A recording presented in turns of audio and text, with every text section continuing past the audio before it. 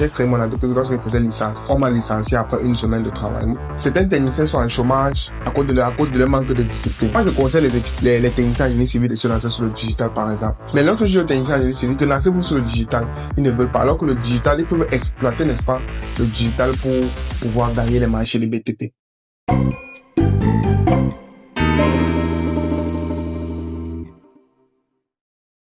Alors, salut à tous, j'espère que vous allez bien. Je suis Cabrel Sigué, ingénieur en génie civil et promoteur de l'entreprise Sika Consulting. Bon, les réalités qui m'ont les plus choqué, bon, il y en a plusieurs. Bon, généralement, c'est la confiance, en fait. La confiance, on n'a pas confiance aux jeunes. Et on dit que les jeunes n'ont pas assez d'expérience, donc c'est difficile pour eux de gagner des marchés. Donc, lorsque vous sortez de l'école, et que vous vous lancez directement en entrepreneuriat, c'est pas évident en fait. Donc vous serez choqué du fait qu'on va refuser de vous confier certains projets. Ça ne sera pas évident pour vous en fait. Donc ce que moi je recommande généralement aux étudiants qui sortent de l'école, c'est d'aller d'abord travailler dans des entreprises. Donc lorsque vous sortez de l'école, allez d'abord dans une entreprise pour pouvoir faire vos classes, pour pouvoir travailler d'abord, même si c'est gratuitement, même si c'est à petit prix, même si c'est un stage, allez d'abord dans des entreprises afin d'avoir de l'expérience, avant de pouvoir vous lancer à votre propre compte en fait. Bon, le déclic réside au niveau où on m'a licencié après une semaine de travail. Moi, je travaille dans une entreprise et le boss de cette entreprise m'a licencié après une semaine de travail. Donc, c'est ça qui a posé un déclic en fait. Donc, j'ai dit que pourquoi pas.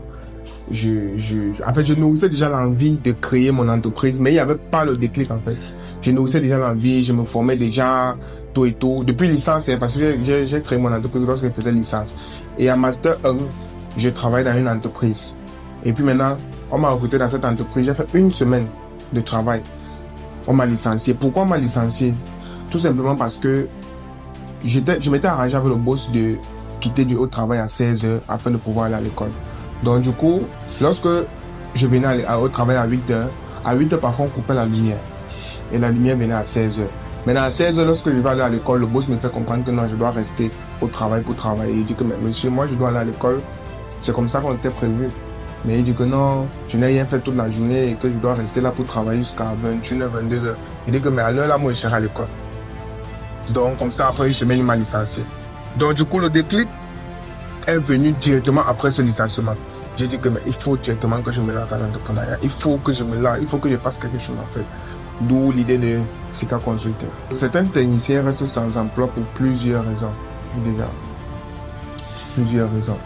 Il y a des techniciens qui ne veulent pas s'arrimer avec la technologie. Prends la première raison. Si tu vois un technicien en chômage, pourquoi il est en chômage? Parce que il a eu l'information. Moi, je conseille les techniciens en génie civil de se lancer sur le digital, par exemple. Il y a certains techniciens en génie civil qui ne veulent pas se lancer sur le digital. Ils disent que non, je ne veux pas aller faire les vidéos là-bas sur Internet, machin truc. Ils ne veulent pas. Maintenant, qui prends le risque de me lancer sur le digital, je fais des vidéos et je gagne les marchés. Donc, prenez le cas d'un technicien en génie civil qui crée sa page Facebook, qui crée son compte TikTok et commence à produire des vidéos. Et puis, les clients de la diaspora voient les vidéos là. Vous voyez qu'on va le confier. On va lui confier autant pour moi plusieurs projets. Mais lorsque je dis aux techniciens en génie civil que lancez-vous sur le digital, ils ne veulent pas. Alors que le digital, ils peuvent exploiter, n'est-ce pas, le digital pour pouvoir gagner les marchés de BTP. Maintenant, certains techniciens sont en chômage à cause de leur caractère, à cause de leur manque de discipline. Lorsque un entrepreneur en génie civil recrute un technicien, par exemple, le technicien vient travailler au chantier. Peut-être aujourd'hui, il va travailler et puis mercredi, t'appelle, il te dit que non, son enfant est malade, il ne sera pas là. Et il commence à... Bref, il n'y a pas une discipline, il n'y a pas une constante. Le chantier, en fait, ce n'est pas seulement la technique qui compte. Le technicien compétent, ce n'est pas seulement la compétence qui compte, en fait. Il y a aussi la discipline, la façon d'être, la façon de vivre. Il y a des techniciens en génie civil même qui ne sont pas disciplinés. Tu vois, un technicien en génie civil, parfois, il te manque même le jeudi, il te manque qu'il est malade. Pourtant, il est dans un autre chantier en train de travailler. Est-ce que c'est bien? Toi, le patron, quand tu écoutes ça, tu te remets en question sur la nature de ce technicien, en fait. Et également, il y a plusieurs techniciens également qui ne sont pas compétents. C'est la raison pour laquelle ils sont en chômage. Ils refusent de se faire former. Vous avez des techniciens il a fait peut-être 1, 2, 3 chantiers, est en manœuvre. Et puis le quatrième chantier, par la il s'autoproclame technicien. Et il dit qu'il ne veut plus travailler étant manœuvre. Vous comprenez un peu. Donc, il est manœuvre. Comme il a appris un petit truc, il part dans un autre chantier directement, il dit qu'il est technicien. Or, il doit continuer à apprendre à un certain niveau avant de dire qu'il est technicien. Mais il veut brûler les étapes. Il veut gagner vite, rapidement de l'argent. Il est fatigué de toucher 3000, 3500 la journée. Lui, il veut passer directement à 5000, 6000. Donc, c'est la raison pour laquelle, quand l'entrepreneur en génie civil recrute chez les techniciens, après une journée, directement le licencie, parce qu'on constate qu'il n'est pas productif. Est-ce qu'avoir le travail, c'est le relationnel dans toute l'Afrique? Je vais prendre précisément le cas de l'Afrique. Dans n'importe quel travail, c'est pas seulement dans le génie civil.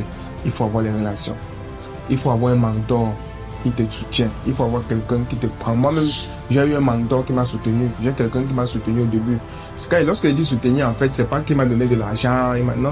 Il m'a amené dans ses chantiers. Je partais dans ses chantiers. Je travaillais. Je ne regardais pas l'argent. Or, il y a certains techniciens aujourd'hui qui ne veulent pas se former parce qu'ils regardent l'argent. Lorsque tu veux apprendre quelque chose, ne regarde pas l'argent. Les relations que tu tisses, c'est demain que ça va te produire de l'argent. Pour l'instant, accroche-toi seulement derrière quelqu'un qui peut t'amener dans les chantiers. Contente-toi du peu qu'il te donne.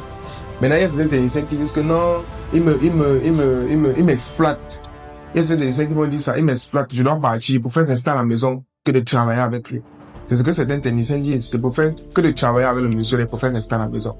Donc, il faut avoir les relations. Oui, les relations comptent. Il y a des techniciens qui ont au moins 10 numéros des entrepreneurs en génie civil. Et lorsque tu as un technicien qui est compétent, non seulement en dehors de ta compétence, tu es aussi discipliné, tu es efficient, tu es apte, tu es plus habilité à travailler que les autres techniciens qui sont compétents mais qui ne sont pas disciplinés. Donc, il faut faire l'effort de travailler le côté là. Moi, j'insiste plus sur le côté discipline. Il faut avoir un bon comportement lorsque tu es dans la quête du travail. Et il faut t'accrocher auprès de ceux qui ont déjà réussi dans le BTP. Vous voyez un peu. Donc, il ne faut pas poursuivre l'argent pour un début. C'est un peu ça. Donc, ça veut dire que le relationnel a plus d'importance que la compétence, entre autres. Oui. Dans tout, en fait. Dans tout. C'est pas seulement dans le génie civil. Dans tous les métiers, quand quelqu'un accède à un poste, il prend d'abord soit son frère, soit son ami proche, soit son ceci pour mettre au poste inférieur.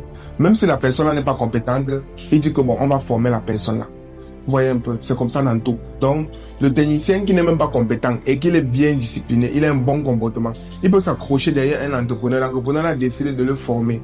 L'entrepreneur dit que bon, moi je vais te former, on va avancer ensemble. Et c'est comme ça. Bon, les formations qu'on donne sont adaptées aux besoins actuels ou alors c'est déconnecté. Bon, vous savez que notre système éducatif a été conçu à l'époque coloniale. Notre système éducatif, ça date depuis l'époque coloniale. Et jusqu'à présent, il n'y a pas les mises à jour. Donc, il n'y a pas on n'a pas adapté ça. Regardez, par exemple, j'utilise un iPhone 12 Pro Max, par exemple, et il y aura les mises à jour. On fait toujours les mises à jour. Après, on essaie d'avancer. Le 13 Pro Max sort, le 14 Pro Max sort, le 15 Pro Max, le 16 Pro Max. Mais on se rend compte que dans le système éducatif ici au Cameroun, c'est la même chose qu'on enseigne depuis au moins 50 ans. C'est la même chose. Donc, bon, mais d'une part, ça répond, c'est quand même, en fait, c'est quand même à 50% adapté sur le terrain. Le problème n'est pas le système éducatif. De toute façon, on ne peut rien y faire. Ça, c'est un truc qu'on nous a imposé. On ne peut pas dire qu'on ne veut plus le système, on ne veut plus ça. On ne peut rien faire, en fait. Nous ne sommes pas indépendants pour concevoir notre propre programme scolaire. Nous, on dépend toujours des autres personnes. On ne peut rien y faire. Maintenant, qu'est-ce qu'il y a lieu de faire? S'armer avec ce qui est. Il faut donc connaître véritablement ce qui est. Il faut donc apprendre véritablement ce qui est. Le problème, c'est quoi? Le problème, c'est qu'il y a les techniciens en génie civil, par exemple, les étudiants en génie civil. Ce qui est, il y a la formation peut-être sur les logiciels de dessin d'architecture, comme AutoCAD, Archicad, Union, Robot, mais ils ne connaissent même pas d'abord ce qui est. C'est pas si vous comprenez un peu. Il y a les logiciels qui sont au programme. Bon, bien vrai qu'à l'école, on apprend juste un 10%. On dit que le reste, vous devez vous former. Et ils ne se forment même pas après. Donc, si parmi vous, quelqu'un veut se former en logiciel de génie civil, c'est l'endroit idéal. Je dis que je suis le meilleur formateur en logiciel de génie civil dans toute l'Afrique. Donc, tous ceux qui veulent se former en génie civil, c'est chez moi que vous devez me contacter en fait. Voilà. Donc, pour dire en gros, le système éducatif, on ne peut rien y faire. Que ce soit adapté, que ce ne soit pas adapté, on ne peut rien faire. Et maintenant, moi, ce que je recommanderais, c'est d'allier le chantier et la théorie. Ça veut dire que quoi? En dehors de ce que vous faites à l'école, allez aussi sur le terrain. Parce que je prends l'exemple, par exemple, de Polytechnique de Douala ou de Yaoundé, peu importe les polytechniques, ils font cours de 8h à 17h chaque jour. Quand est-ce que l'apprenant aura le temps d'aller sur le chantier? Alors que c'est une formation d'ingénieur. Ça veut dire qu'au final, ils vont sortir de l'école, mais ils auront juste les connaissances théoriques, mais ils n'auront pas de connaissances pratiques. Et quel est cet ingénieur qui ne connaît rien sur le terrain? Parce que eux, ils ont juste les 3 mois de vacances là pour aller sur le chantier. Et c'est insuffisant.